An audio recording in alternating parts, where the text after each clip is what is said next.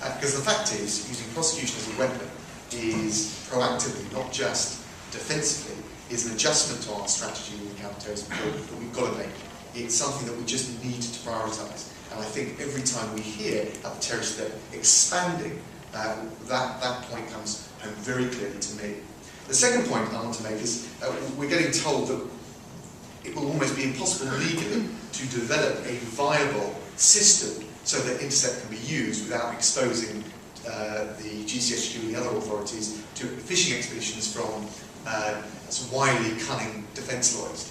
And I've looked very carefully at the case law. I've spoken to active people working at the Chilcot Review and with GCHQ and looked at what the case law is that they're relying on. It's the Nantunen case, the Strasbourg case, and I think it has been wholly distorted as a reason why we can't work a viable system. I don't think there's anything in the ECHR case law that should prevent us from doing this. And of course, we've got a number of models from the common law jurisdiction that we could rely on. Frankly, I think this is a legalism that has been sort of conjured up by the Whitehall refuseniks to stop this happening. And finally, the third point I wanted to make is that GCHQ and the Home Office have balked at the administrative cost and the burden of retaining intercept for prosecutions. And that's got an element of truth to it. It is certainly the case that some upfront investment would be required to deploy intercept as evidence in court. But the fact is, Ken McDonald's made this point, the Americans and Canadians make this point, that the countervailing savings, if you use it in the way I described, are massive because you save on trial costs. And as a result of guilty pleas, that would more than compensate for the administrative burden of using intercept in court. And I think we also should just remember that the same officials who were resisting intercept as evidence were simultaneously pushing a version of the Internet Modernisation Programme in 2008, which involves recording and storing on a central database every single email sent or received, every phone call made, every website accessed by every single person in the country.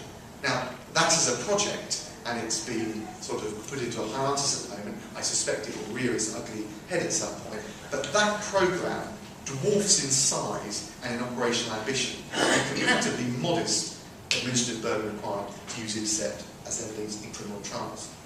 I think it sums up a pretty flawed approach under the last government as well. We've got a willingness to engage in Orwellian surveillance on every innocent citizen, but this massive inertia when it comes to devising a prosecutorial system to use intercept to target very specifically the terrorists.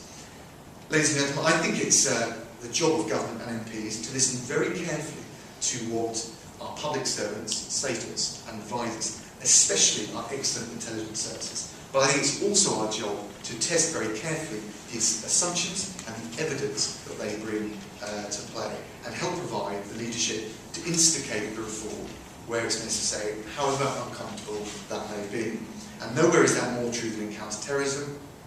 So my conclusion is yes, we should scale back some of these authoritarian measures introduced by the last government. They've been pretty irrelevant in truth to our security, but it is also only half the story. We need a far more robust approach to counter-terrorism prosecutions. That goes with, not against the grain of the British justice system. That's why it's so important, and that's how I think we can fight terror, but also at the same time defend our freedoms. Thank you all very much for that.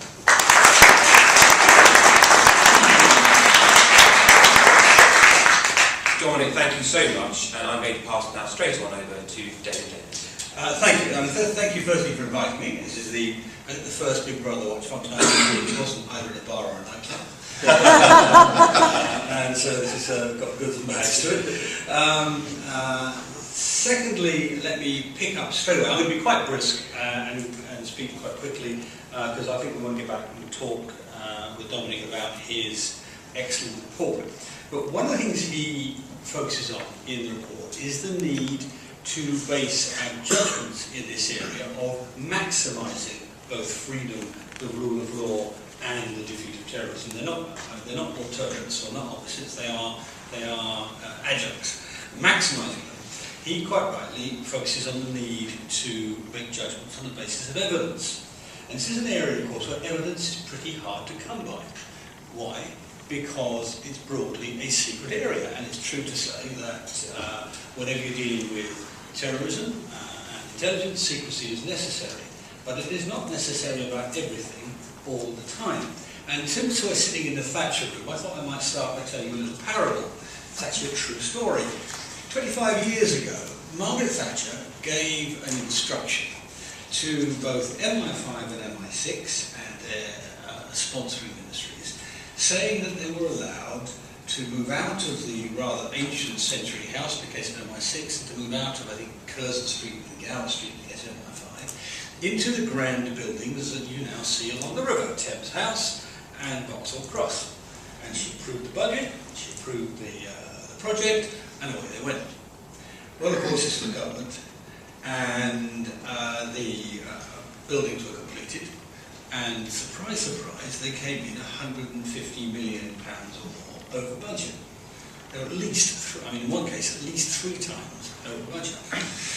And the Cabinet Secretary and the head of the Ministry of the Ministry of Defence and the Foreign Office and the Home Office all got together to consider how they were to break this news to Margaret Thatcher.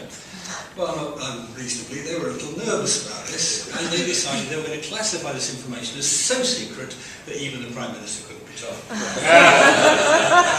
And that's exactly what happened, and this was kept a very, very close secret until 1998, when, as the Public Accounts Committee Chairman, I released this information along with a National Office report describing why these overruns occurred. Now, the last stage of the story sort of reiterates the point, because when we produced this National Audit Office report, the chapter for MI6 and the chapter for MI5 were essentially identical, almost word, the numbers are slightly different, but almost word for word the same. But interestingly, when the reports came back from the agencies with the redactions, the removals to protect security in, the removals were all different. The redactions for MI5 were different than the ones for MI6.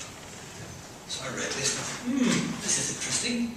So I said to the National Audit Office, the Controller Auditor General, call up the head of MI5 and tell him that all his redactions have been cleared by MI6.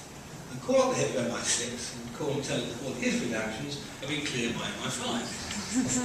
And right enough, that's what happened. And then he rang up, she, the head of MI5, she said, oh, okay, we can publish it too.